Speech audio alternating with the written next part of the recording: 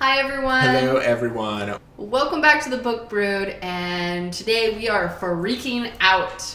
Because it's June, and that means it's mid-year 2020, so this is the mid-year book freakout tag. Yeah, let's freak out together. Ah! So today we are doing the mid-year freakout tag, and to my knowledge we weren't tagged to do this, but I am excited to get to the questions. Yes. Does anyone tag anyone anymore? I don't think so. This is, I don't know, like a lot of questions. 13 questions, so this might be a long one. Okay, so far this year I have read 76 things, and you have read... I've read 51 things this year. So we are on track to hit 100 things this year. I'm very excited about this. My numbers are a little skewed because I have a lot of homeschool kids books in here, but I'm very excited because I feel like my reading has been better than last year. I feel like mine has too. We did spend a lot of the later part of last year traveling, so yeah, we didn't have a lot of time to focus on reading. So, question number 1, the best book you've read so far this year. That's easy for me. I ended up rereading Pride and Prejudice this year, so that's obviously the best book I've read because, just to be a little ostentatious of myself, Jane Austen is amazing and Pride and Prejudice is amazing, so that is the best book I've read so far this year. Awesome. I had trouble with this. There was a couple of contenders, but I'm actually going to go with the book I finished yesterday, which was a poetry collection, oddly enough. And I listened to this on audio, and there was music and like spoken word poetry, so there was like beat, rhythm, and it just came together so perfectly. I absolutely loved it. That was The Birth of All Things by Marcus Amaker, and I highly recommend. I'm sure that the physical version was good as well, and I will be purchasing a copy, but the audio just took it to the next level. It was just amazing. All right, number 2 is the best sequel so far this year. This was easy for me. That was Call Down the Hawk by Maggie Stiefvater. And this was easy for me too, and that's The Traitor Queen by Danielle L. Jensen, which is the sequel to The Bridge Kingdom, which was highly anticipated on my part and was spot on for the sequel that the book deserved. Okay, question number 3, a new release you haven't read yet, but you want to. So, Irresistible by R.L. Matthewson, that is the next one I need to read in the Neighbor from Hell series, but it's not on Audible Escapes for free yet, so that's pretty much the only reason I haven't read it. New release to me, yeah. I need to read. I have not been keeping up with new releases, so honestly, 100%, I don't care. I don't know, I don't care. I have no answer for this one. Question number 4. Most anticipated release of second half of the year. We really don't pay attention to new releases. Honestly, unless we're waiting for a sequel to something that we're already in the middle of, loving a series, we don't care. So we've decided to substitute this question for a question we just made up. What is the book that challenged you the most this year? For me, that was White Rage, and that was by Carol Anderson. This was a book that had a lot of events that I somewhat knew about in history, but then a lot that I didn't know about. The fact that really the South didn't really lose the Civil War, really more that they agreed to rejoin the Union, and the power structure that was in place there during the Civil War was allowed to remain in place during Reconstruction and therefore after. So that was... it was like saving face. Yeah, it was really eye-opening, and the fact that Abraham Lincoln really wasn't a friend to black people. He expected that they would want to leave the country once they earned their freedom, which is pretty ridiculous to even think that. Highly recommend. I'm so happy that the the Blackathon or the is that what it's called? Or the Blackout? Blackout, but then there is the Blackathon during Juneteenth. There's a 48-hour readathon for that. So I don't know where it fell in. Okay, well there was a readathon at some point during June that the only 2 books that were assigned reading were White Rage and White Fragility, and my answer is White Fragility. So basically we are saying read both of them because they were amazing. White Fragility was by Robin DiAngelo, and this was amazing. This was written by a white person for other white people, talking about why it's so uncomfortable to talk about race and how society has programmed us from birth to make us physically uncomfortable when we talk about race. And all of the different strategies and like coping mechanisms that just naturally happen to get us to change the subject or get away from talking about race, but how important the conversation is. Number 5 is The Biggest Disappointment.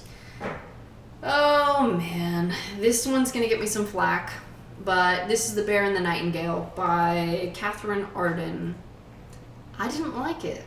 I know a lot of people love it. I know my best friend loves this book. Maybe if I hadn't read Naomi Novik before I read this, I would have liked it, but I just didn't like it. The biggest disappointment for me was The Proposition by Katie Ashley.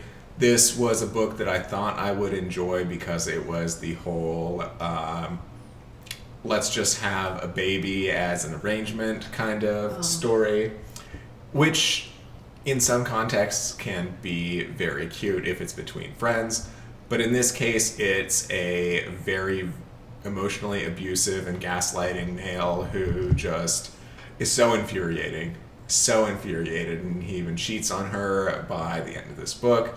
Such a bastard. There's no redemption for him.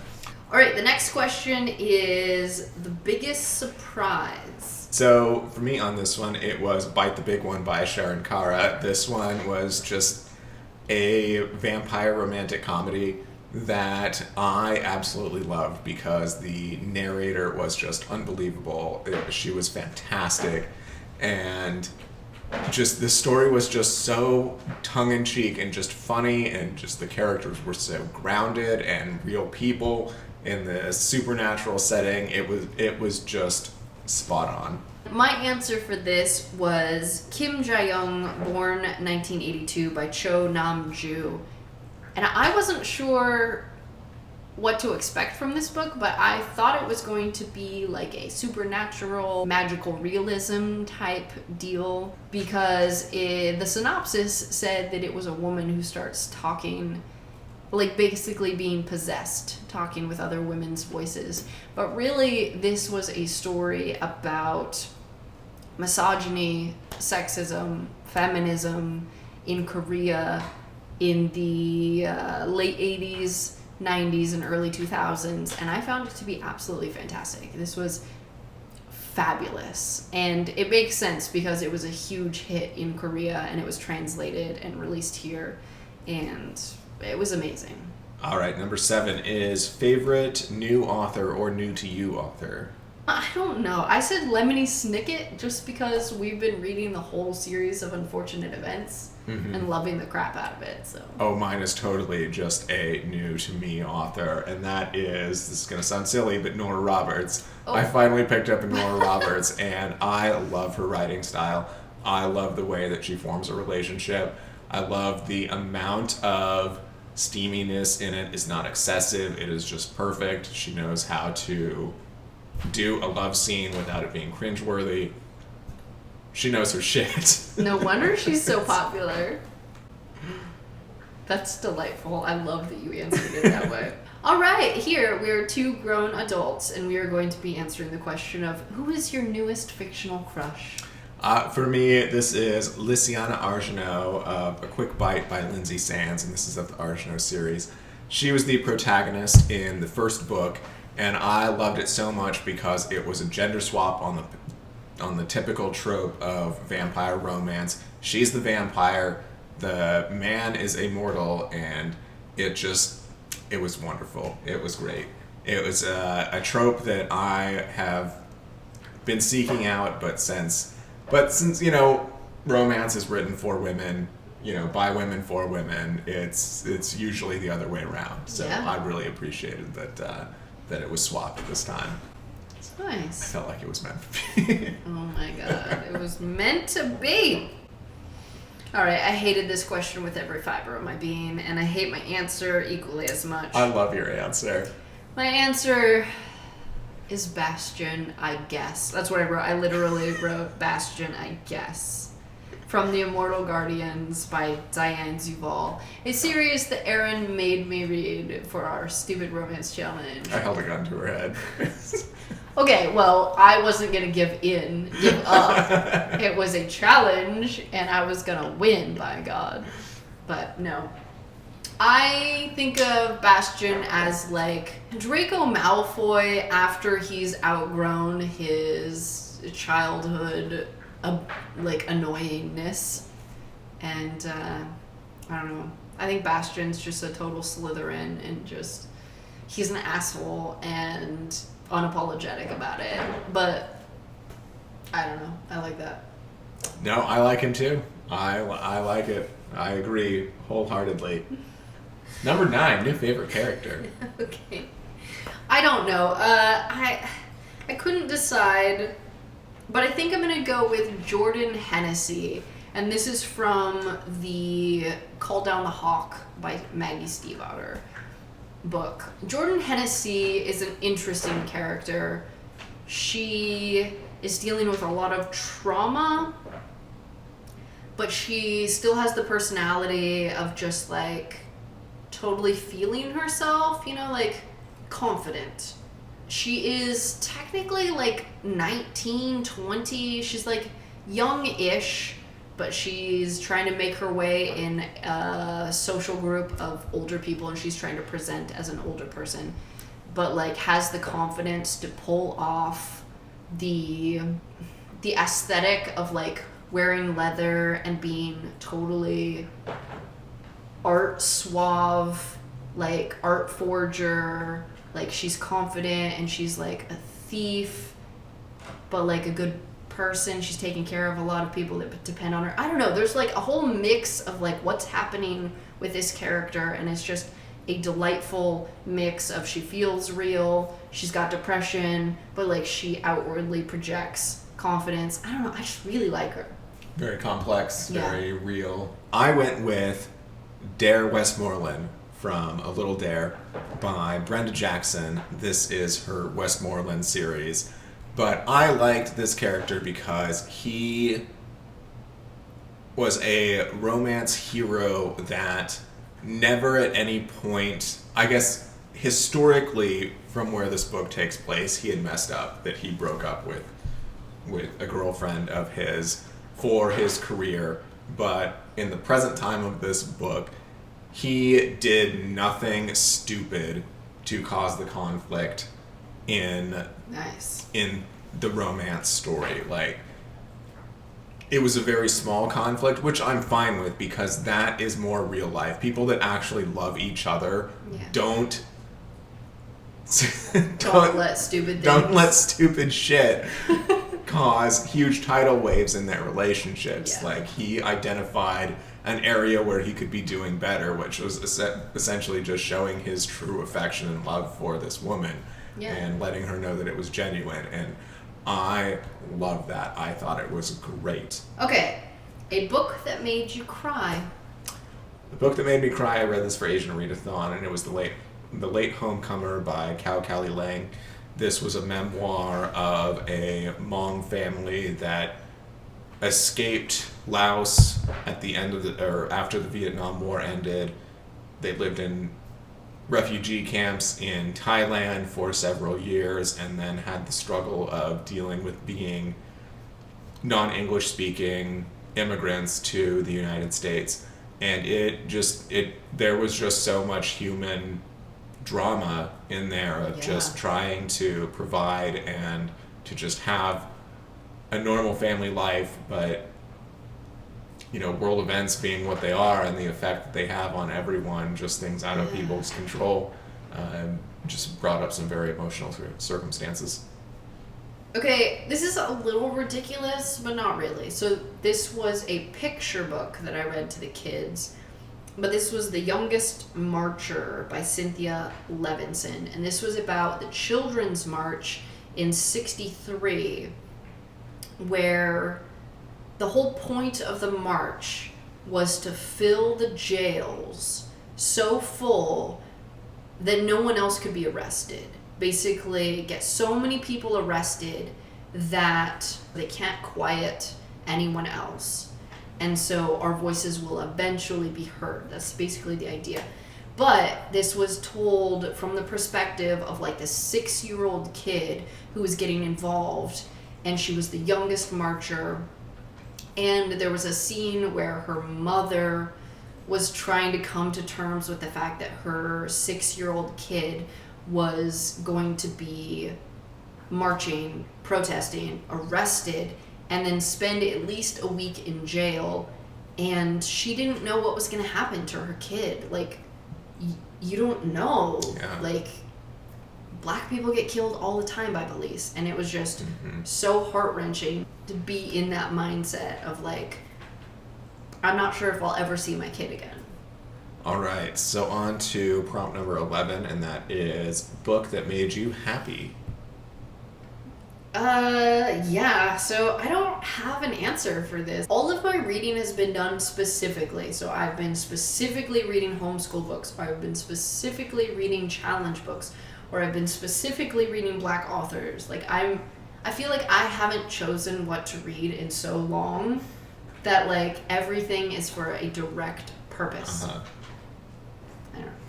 Well, good for you. Oh, yeah. I guess. All right. For me, I said Lucky Suit by Lauren Blakely. This was a very short, this is probably a novella. It was like 2-hour audiobook on Audible Escapes. And it was just such a sweet story between these two characters that actually meet through the heroine's grandmother tries to set them up by doing some catfishing online through through a poker app, and thus the name Lucky Suit.